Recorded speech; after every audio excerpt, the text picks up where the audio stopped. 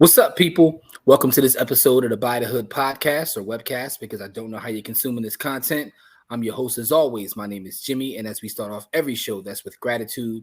Just want to say thank you to all of our supporters. Special shout out to everybody from the MDC strategy cohort. Shout out to all of our group members. Shout out to the students from Buy the Hood University as well as the youth from the Buy the Hood ownership camp. I got my partner in crime, Core, with me as always. Core, what's really good? Chilling, man. Every day above ground's a good day. So let's go get it. Absolutely, man. And for those checking out our podcast on the day it drops, which is Wednesday, you'll notice it's late. It's because we've been actually doing the work that we talk about, right? So, but we came across some information that we wanted to share in this podcast. And again, this isn't a podcast where we have a guest because again, we're not guest centric anymore like we used to be, but we still do have a podcast we drop every week and we still will have guests. I'm actually working on a guest now. Shout out to my brother Don. Don, I know you watching or listening to this because you always support us. We're trying to get Don to come on, man. Don is the fire god for the black community, man. So V Don, the fire god, that's our guy. So I'm trying to get him to be on the next episode. So Don, I'm putting it out there, man. I'm gonna shoot you a message. But this is still an important episode, Core, because a lot of times we talk, and for anybody watching this for the first time, we talk about black wealth and personal finance. That's our space, right? So this is something that was made aware of me by shout out to the brother Lawrence, man. Let me share this for a second. And for those that are listening to the audio, I will read exactly what it is I'm sharing. I will also put a link in the show notes for you guys to take a gander at what it is I'm going to ready to talk about. But my guy Lawrence, and shout out to Lawrence who has his own podcast, the Neighborhood Finance Guy. But his podcast is called The Financial Griot. I heard the brother, I was on Kamari's podcast and he was one of the brothers listening in and I checked out a couple of his pods, dope conversations. But he had put up a post on Twitter that I saw and his tweet prompted me to go actually find the census information. But he put out that the 2022 U.S. real median household incomes were released by the U.S. Census Bureau on September 12th, 2023, with the changes from 2021. So Asians, as a community, their income is the median household income, $108,700, which is down 0.6%. Whites, $81,060, which is down 3.6%. Hispanics, they're up 0.5%, but their income is $62,800. Blacks, $52,860 is up 1.5%. Overall median income across the board is down 2.3% and is now $74,580. A couple things, yo. Asians out here cooking, yo. They get into the bag. Shout out to all my Asian brothers and sisters. Y'all getting to the bag out there, man. They get into the bag.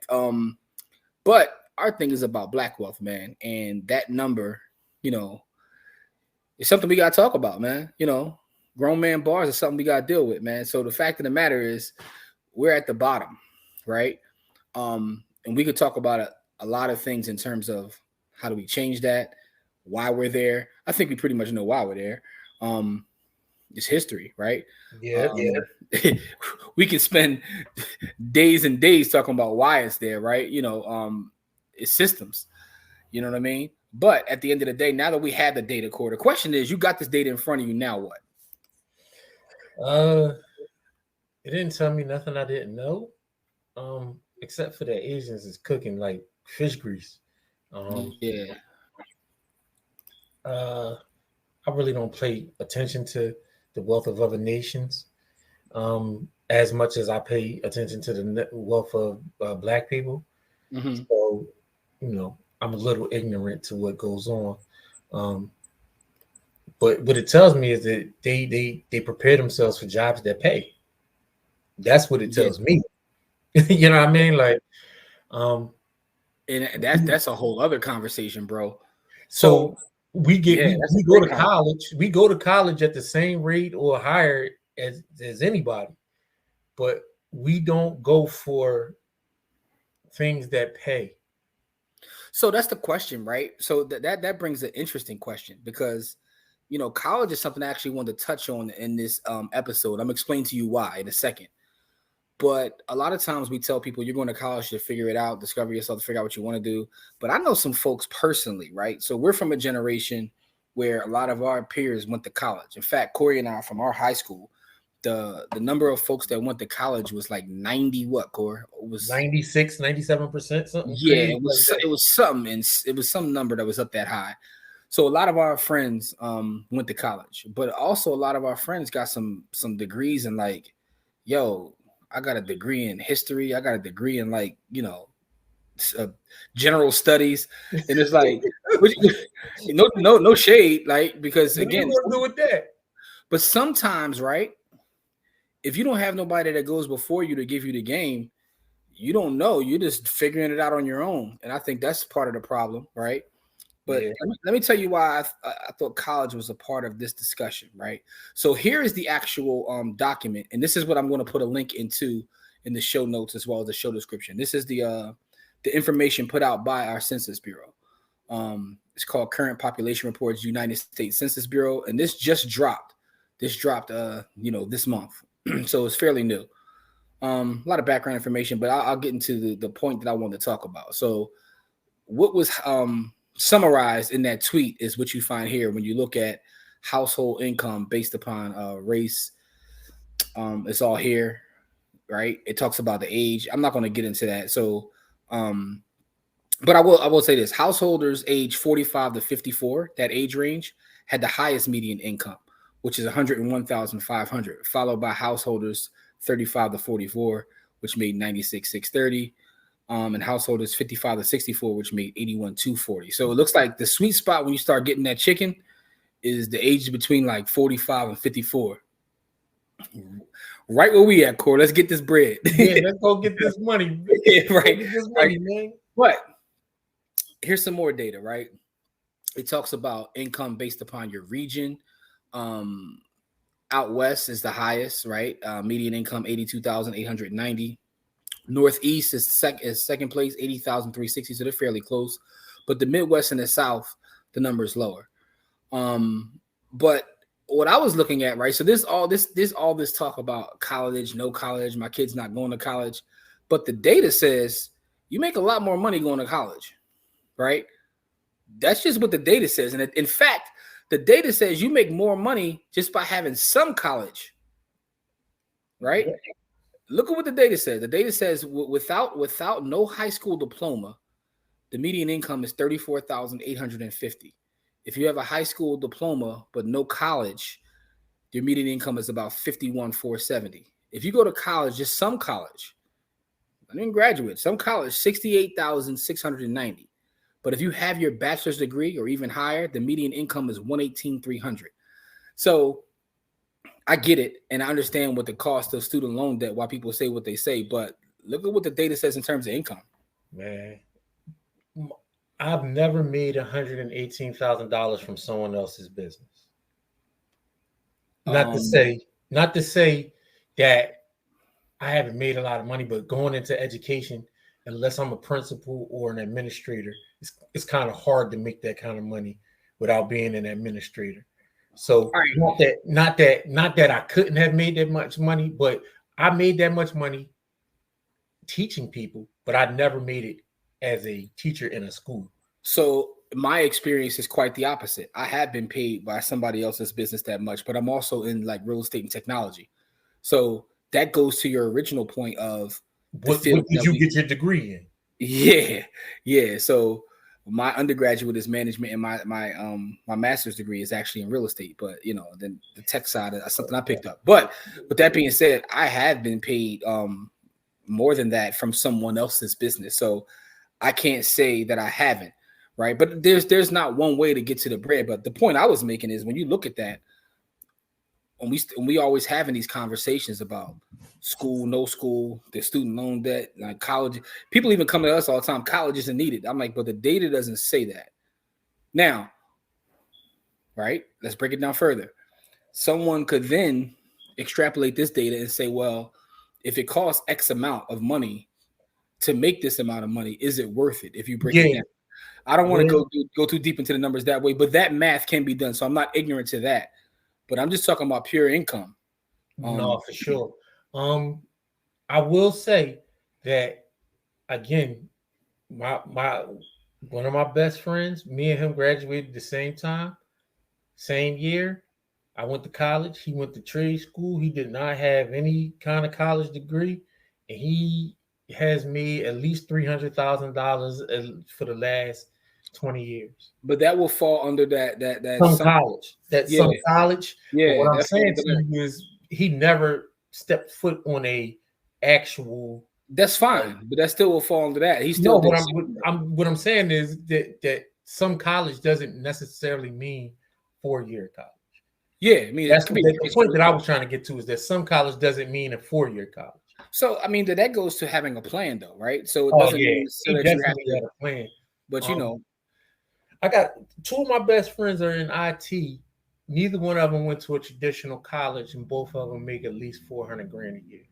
Right, but see, they started early though. They knew what they wanted to do. They got directly into the game at 18, 19 years old, and for the last 20, 25 years, they've been their experience level has pushed them to a salary that that's way above the median. So that's why that fits with what the census says, right? So the people between 45 and 54 is where you maximize that income, but they've already put in 20 plus years, right?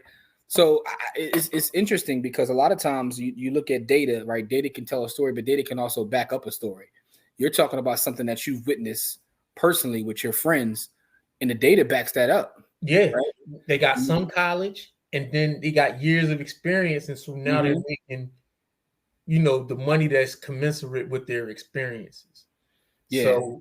So I think overall, I think this, with the conversation that I want to have about this, and I want to leave our viewers or listeners with, is there's not one way to skin a cat, right? For sure. As the cliche goes. But I think the one thing that's important is to be strategic in your planning, right? Because too many of us get caught up in the IG hype and think that, based on our timelines, everybody has great credit, everybody makes millions. The data doesn't back that up. But also, you can have a great life being an entrepreneur, but if you figure out a strategy how you can have somebody else, pay you a crazy salary, that's possible too. But you got to be strategic with it. Let's go get it. If somebody's going to pay you that amount of money to work in their business and it fits your lifestyle design, you know what I mean? Like, I know a lot of miserable people that make a lot of money. I also know a lot of happy people that make a lot of money. But the difference is lifestyle design. Like, the miserable people work 70 hours a week to make their, 200-300K, and then my friends who make that amount of money and don't work those amount of hours are absolutely, they love life. You know what I mean? Like, so it's some people designed their lifestyle to be able to make money, but they didn't think about all of the things that it would take to get to that amount of money. And then you got some people who did it, you know what I mean? And so those people are happier. Yeah. One of the things that I'm coming to learn over time, just by dealing with people and looking at data and hearing stories about how people navigate through the world, that's never really talked about, is like the stress, right? And what I mean by that is a lot of what we deal with when we talk about personal finance comes down to consumerism, right? We're sold something 24/7, 365. So we get in positions where we are spending money, right, to the old adage, to impress people that we don't even like, right? And what I'm realizing is, so it's not really about income. I've met people, like you said, who have millions who are just totally depressed and angry people. And I've met people that have a small pittance of that, and they're the happiest people. But what it comes down to is literally stress. Because if I have a lot of money, but I wake up every day worrying about this, worrying about that, worrying about, this insurance or that thing, and it got too much going on, that's a stressful life versus someone who's figured it out, who doesn't necessarily fall into the tricks of capitalism and consumerism, who has enough. They have what they want. They got a nice family. You know what I mean? They got their car, they get to work, and they're just as happy as can be. And I know people like that. And they don't even talk or think about money, but they figured it out. Even as we talk about like having your time, they figured out the time. They figured out that balance. I know a lot of people out here in hustle culture like, man, F balance. You got to go this. That's fine. if that's what makes you happy. But yeah, if that on your lifestyle design chart, if that's how it go down, if that's how it break down, that's how you should do. Yeah, but real quick before we got getting back to these numbers though, I think that as a culture and as a people, we need to really like understand what the numbers say, and not really, get off of this, because I have arguments with people on a daily basis, which is why I'm glad I got this data now. So I'm about to email this to a bunch of folks that I've argued with, because everybody believes it. Everybody, no man, because folks really believe. People believe the stuff they see on the internet, bro. I mean, they already know that, man. I have thoughts about how smart the U.S. population is. That if I share them, people probably stop listening to our show. But here's another thing that I realized over time, bro. Even with data, and I'm going to send this data to people. People don't care about the data because their feelings more important. Like, let me give you an analogy, man. This is a wild analogy, but hear me out, and I want to see what you think about this, right? If I ask you about an MC, right? Mm-hmm. Who's more technically sound, Black Thought or Tupac? Technically sound? Yeah, who's a better MC in terms of rapping? Who could put words together? Who's technically just a better Black MC? Thought. Right? Would you say it's even close? No, it's not even close. All right, now hear me out. Who is the more popular MC, and who is the person that has more like a cult-like following that, you say something bad about them, they come see you? And it's not even close. Why do you think that is? Because people like him more. Right. So here's what I'm coming to learn about it. And I get like, what does this got to do with personal finance and Black wealth, Jimmy? Hear me out, y'all. I've thought about this, and this is my best analogy, the Black Thought versus Pac analogy, right? Because I agree with you, Core, 1,000%. I think Black Thought technically is probably nobody ever better, like literally. And it's not a Philly bias thing. He's just dumb nice with it. Now, what I will say about Pac is Pac has the ability to trigger emotions. Yep. Right. And when I come with data with people, it kind of doesn't matter, because their emotions want them to feel something else, or they've already felt something else based upon marketing techniques that the IG gurus do on IG. So it doesn't even care. They don't even care what the data says. Yeah. Right. It's the Tupac Black Thought thing, right? So Tupac will say something like, even though you was a dope fiend, mama, you know what I mean? You was still my black, like something like that. People feel that. And for sure. And you're supposed to, right? So when you feel something, you don't even care whether he's using a double entendre or a metaphor, because he made you feel, right? And first of all, rest in power to Tupac, because he's still great because he had the ability to make people feel. I'm not slandering Tupac, so I don't want y'all coming at me in the comments. Right? That's not what I'm saying. But what I'm saying is, when you have the ability to make people feel,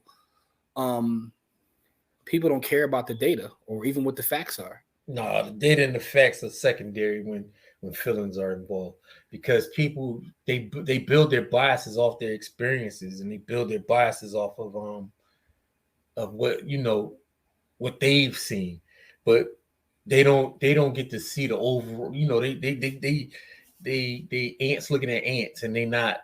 It's like giraffes can't see ants, and the other way around. Excuse me. So it's kind of crazy. You know what I mean? Like the 10,000 foot view would say, these are the experiences of the general population. Mm-hmm. You know what I mean? But you cannot discount the experiences of the populace of the, you can't discount those experiences that those people have had. Excuse me. Yeah. So by that's what data does, though, right? Data looks at the general populace, looks at the overarching whatever, and what people are experiencing looks totally different than what the data says. Because they're not, like, people in Philadelphia aren't in rural St. Understood. Louis. No, I get it. You know what I mean? And people in rural St. Louis don't know how people in LA live, and people in Montana, you know what I mean, can't tell you nothing about how people. That leads me to another conversation, though, right? I was talking to a friend of mine, and I was like, I was telling him, like, you know, you're rather progressive when it comes to your politics and your beliefs. And I asked him, I said, well, how many people do you have as a friend that are conservative? And they thought about it and said 0. So the conversation that we were having is, are we all living in bubbles at this point? Right. So if I live in a bubble, and let's just say, for argument's sake, I do well, say I'm a 6-figure earner, I make $100,000 or whatever. Are my friends all people that are, you know, 80 to 100 grand? Like, are they all the same?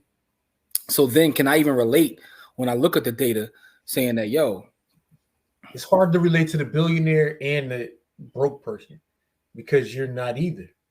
Mm-hmm. You know what I mean? Like, you may have come up broke, or you may have come up rich and then end up, you know, in the middle. But it's kind of hard to relate. Funny thing is, no matter where you fall on this income ladder, right? A lot of these folks still check the check. It's a lot of people making $500K a year who live check to check. So, man, listen, man, I ain't far off of, bro. I'm gonna tell you, I don't have a job right now, and I'm still, you know, my bills are still getting paid. But having a son in I have a son in college and a son in diapers, right? Those are 2 expensive times in life. Because I'm homeschooling my baby because daycare costs so much. Daycare costs like $400 a week, which is you talking about $1,600 a month. That's my mortgage. My mortgage is $1,600 a month. You know what I mean? Like, I got you. You talking about another bill that's as big as my mortgage every month. Literally, for me to take a job, I would have to make $150,000. I got you. I understand. To be able to pay for what's the name? So, but that goes to the point I was talking about when I was talking about stresses, right? So, you know, and I heard this originally from Chuck D. I know people quoted me as saying it, but it's not really my line. It's from Chuck D. When Chuck D says, people are quick to count your money, but no one counts your expenses, right? Never. And that's the thing about like the stress. So I guess the point I'm making is this is why credit card and all the other kind of crazy debt is important to keep control of, because if your debt is running wild and your expenses are running wild, it kind of doesn't matter how much money you make. So you gotta make sure you're working on both columns, man. With that being said, man, this was an interesting talk, right? It's just the actual data from the census. It just dropped. It's in September. It actually dropped yesterday as we're recording this. And I will put a link so you guys can read through the entire census report. There's a lot of other information in there.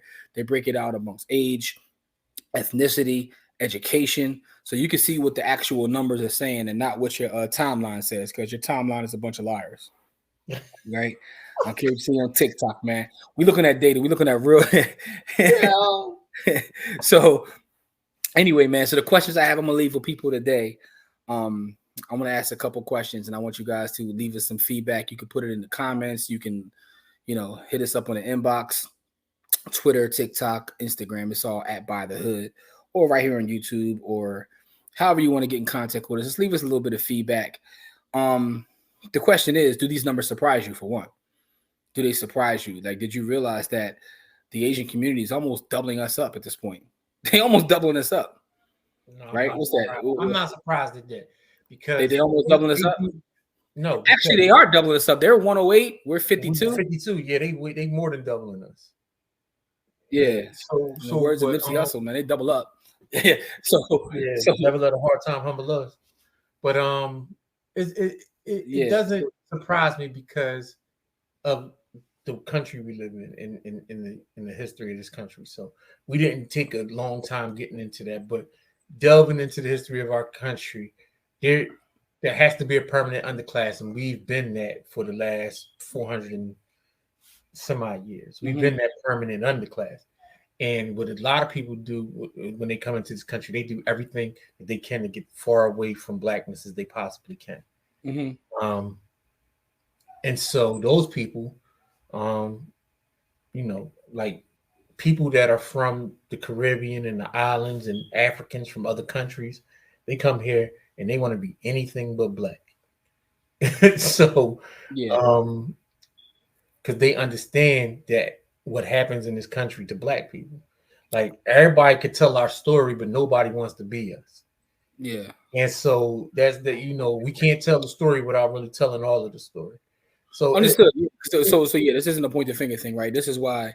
Yeah, but the numbers are what the numbers are. Yeah, that's why there's folks out there in the front lines fighting for things such as reparations. People fighting for, all kinds of different things, and it's a reason for that, right? So shout out to all them on the front lines with that fight. But so my first question is, does this shock you? And the second question I want to leave you guys with is, what are some solutions you have, or what are some things that we can actually do, take action to, kind of add some income to us, right? What do you guys think? I want to hear your perspective on those questions. Is this data shocking, and what can we do about this data, man?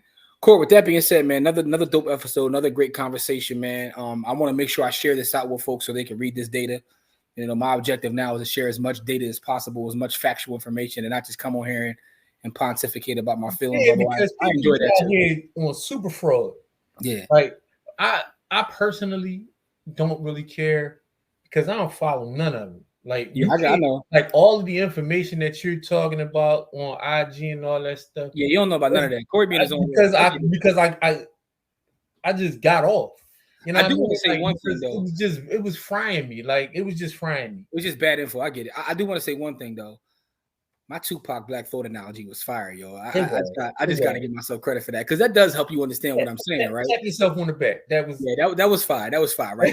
but because again, man, when you can make people feel something, bro, you could do it. You could do a lot with that. It's just like Tupac fans, dog. They don't care that he ain't lyrical, miracle, spiritual. He says things that hit them, like, you know what I mean? Tupac cares, but don't nobody else care, man. Like they ready to rumble for the boy, man. So it is what it is.